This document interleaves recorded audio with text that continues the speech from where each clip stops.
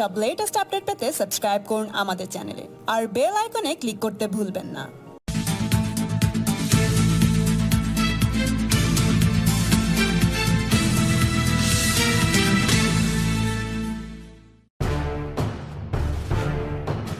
তৃণমূলের বিরুদ্ধে হেভিওয়েট প্রার্থী চাই, তাই মৌকা বুঝে ঝাঁপাচ্ছেন মুকুল রায়।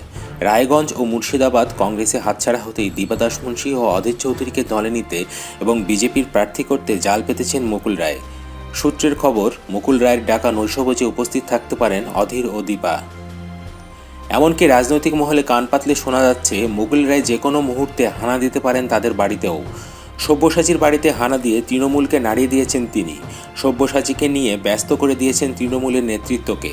এবার কংগ্রেসকে এলোমেলো করে দিতে টোপ দিয়ে বড়শিতে গাঁথতে চাইছেন অধীর চৌধুরী ও দীপা দাশমুন্সিকে।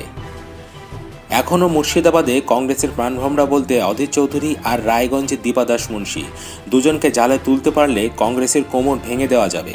কংগ্রেস সুর তুলেছিল রায়গঞ্জ ও মুর্শিদাবাদ আসনটি না পেলে সিপিএমের সঙ্গে কোনো জোট হবে না।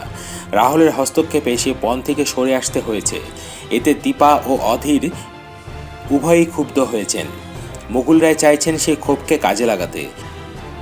রবিবার দীপা দাশমুন্সির সঙ্গে তাই সাক্ষাৎ করতে পারেন মুকুল রায়। এমনই জল্পনায় সরগরম রাজ্য রাজনীতি। কৈলাস বিজয়বর্গীয়র সঙ্গেও দীপার কথা হয়েছে বলে রাজনৈতিক মহলের একটি সূত্র মনে করছে। আর শুধু দীপাই নয়, অধীরের বাড়িতে মুকুলের নৈশভোজের সম্ভাবনা রয়েছে বলে জোর আলোচনা চলছে। সেই নৈশভোজে দীপাও থাকতে পারেন বলে রটনা। সম্প্রতি সব্যসাচীর বাড়িতে শটান হাজির হয়েছেন মুকুল রায়। প্রায় 1.5 ঘন্টা বৈঠক সেরে তিনি লুচি ও আলুর দম খাওয়ার তত্ত্ব খাড়া করেছেন। আর তাতেই তৃণমূলের মধ্যে অন্তর্দ্বন্দ্ব প্রকাশ্যে চলে এসেছে। সব্যসাচীকে একঘরে করার যাবতীয় প্রচেষ্টা শুরু হয়ে গিয়েছে, আর সেই ফায়দা তুলতে বিজেপি মরিয়া।